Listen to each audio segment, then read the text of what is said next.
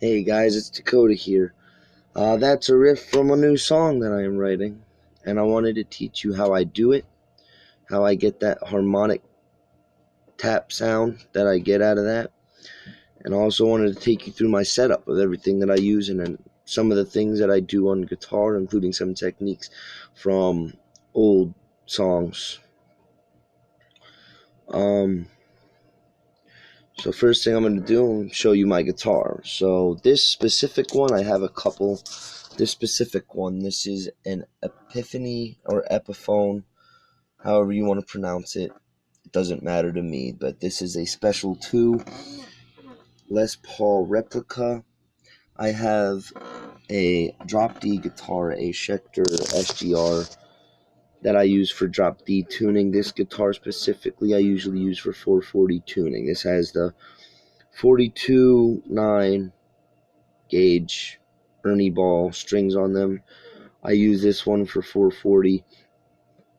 Maybe some songs I'll drop down a half step, but anything that's drop D, drop C sharp, drop B, I use the Schecter for the specific song. I don't use the Schecter, I use this standard 440 tuning, EADGBE. So that's this new song that I'm having out. I don't usually write things in drop tuning, so I don't use my Schecter that much, but when I do, it's a really cool guitar. Same thing. Now, as far as equipment, this is a Behringer BG412H Ultra Stack 4-speaker head bass cabinet, or guitar cabinet, I should say. Set to mono or stereo, 4 ohm, 8 ohm, 16 ohm settings. I have it set to what I have it set to best for me, but I'm not going to recommend that to anybody because your own playing style is what makes you you. And the cabinet has a lot to do with the sound that comes out of your guitar. And now you go up to the head is a Behringer VT100FX. It goes very well, Behringer with Behringer, obviously. Some don't take that for word. Some, if you have a Marshall stack, that's fine. If you have Fender with Marshall, that also works. It depends on how you want to sound. Me, I love Behringer. It's cheap stuff. It gets good tone. Now, digital effects on this head. It's something sometimes I have on, sometimes I have off. For this specific riff and what I'll be teaching you also, I have it on because I want that little bit of delay out of what I'm getting. You can have it on, you can have it off. Sometimes I have it on, sometimes I have it off. It really depends on what song, what tone you want. It's specific distortion and specific effects that you want while playing at a certain time. And if you notice, I have this on clean channel. I almost never have it on overdrive unless I want a really crunchy tone, because I have a Fender Mustang floor pedal that I use to get my distortion anyway. And so we're moving on to that. Fender Mustang floor pedal.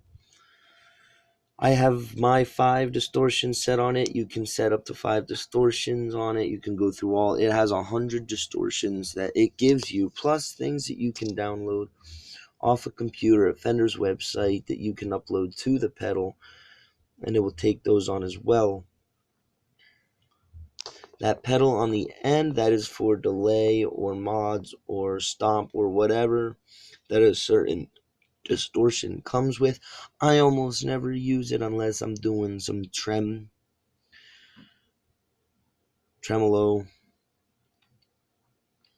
But however you want to use your Mustang pedal, it's up to you. I have my style. Everyone has their own style. This is the Behringer Hellbabe wah pedal. I love wah pedals. So I got this. I use it a lot. Not that you would tell by the songs. I have used it in one song it's on YouTube, I believe. But I use it for my wah solos. I use it For a lot of stuff, I just use it to make my guitar sound funky, and it sounds really good. I like funky guitar playing. And then I have these little individual pedals over here. Most of the time, none of them are hooked up. Right now, none of them are hooked up, but I do have a delay, a chorus, an overdrive, a tube overdrive, and an octaver pedal. I'm not going to go into too much detail. Like I said, I don't use them that much, but it's on you guys, really, whether you want to use them or not. Same thing. You could use Boss pedals, or you could use the Fender pedal board, like I said earlier. Back here is the little channel switcher. That's all I use that for, is to turn those digital effects on the head on or off. That's all that I use that for. And that's mainly the basics of my setup. And so now I'm going to show you guys this riff that I got going on for the new song. Kind of sounds like this.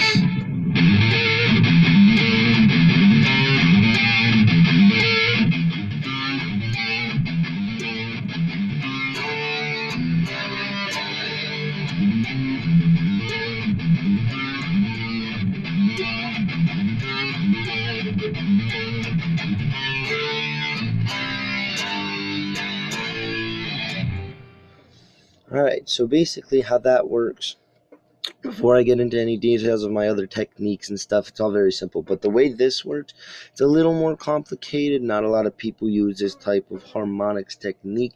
There are people out there that do it. I'm sure a lot of guitarists know how to do it, but if you don't, this is for you. So basically, what I do is palm mute. When you palm mute for this part of the riff, you want to palm mute near the bridge, not necessarily on the bridge, but near the bridge. You want to get this sound. You don't want the, see how that doesn't necessarily come out right? You want the, not the, always, my rule kind of for me is to always palm mute up near the bridge. So that way you always get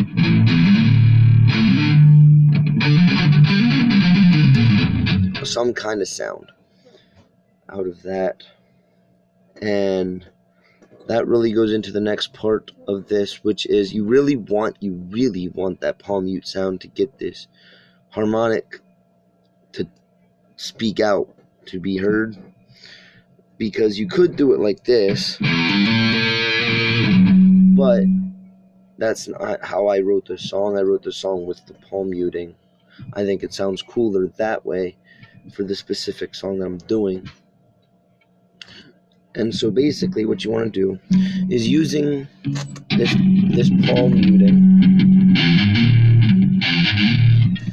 you go open, hammer on to third, hammer on to fifth. So while being palm muted, it's hammer on third to fifth, starting with open. So for new guitar players, or those who don't really do palm muting that much, that might be the first thing you work on. Just getting that down. It's your pointer finger, ring finger, for those that are really new. Now what I do after that, that's where the harmonic comes in. So basically, after you hit this note, you want to kind of tap your finger off of, I go right above the screws on the second pickup. And these harmonics, they can really come off of fifth, the seventh, or the 12th fret. Now really, I ideally, because I have a lot of experience doing the harmonics like that as well, I can kind of go wherever I want, really any fret, and I can get it to sound good. Like this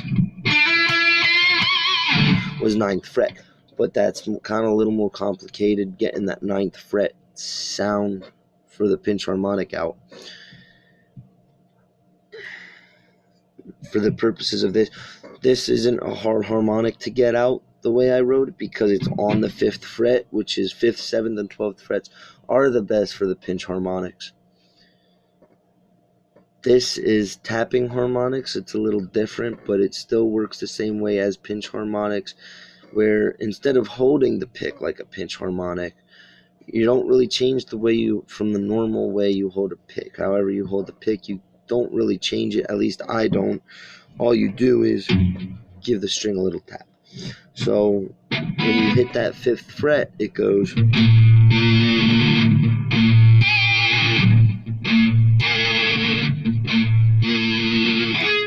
You get that ring out harmonic, that low string ring out harmonic.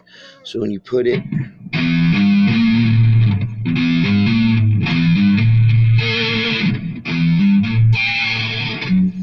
you get that whole deal. And then obviously after that, if you heard the riff at the beginning, you get the. So then it becomes.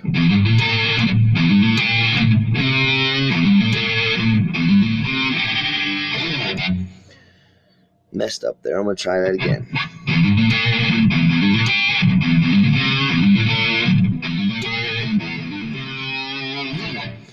So this 3rd fret on the A string does actually not come after a pinch harmonic. What you do is you repeat twice, and then you go a 3rd time, but instead of the pinch harmonic, you're going to go 3rd fret on the A string and give it a little bit of a bend, a little bit, not a lot, a little bit. So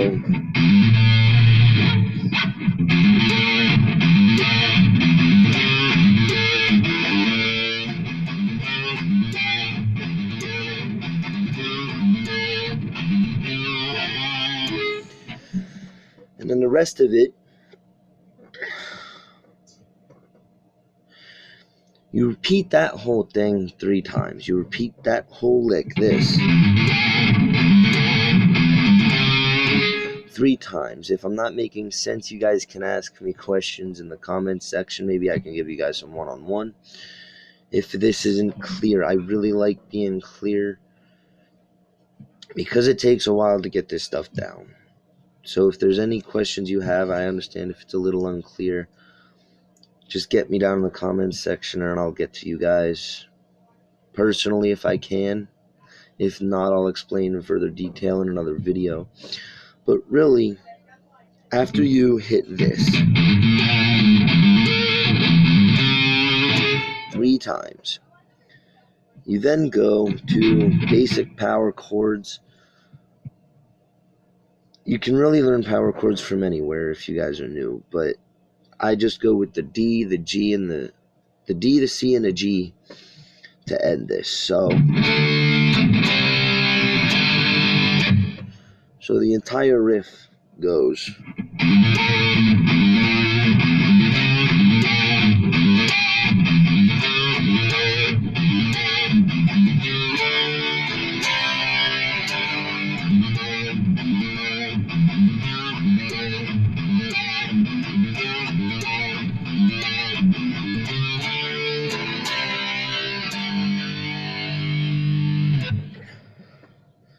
And that's that. So I hope you guys liked this video. If you did, subscribe, comment, like. Let me know what you guys think. If you guys have any questions, let me know in the comments sections. I really like teaching guitar almost as much as I love playing guitar. It's all about music and sharing it with others, and I will always stand by that. So hope you guys have a good day. I hope you guys liked the video, and thank you for watching.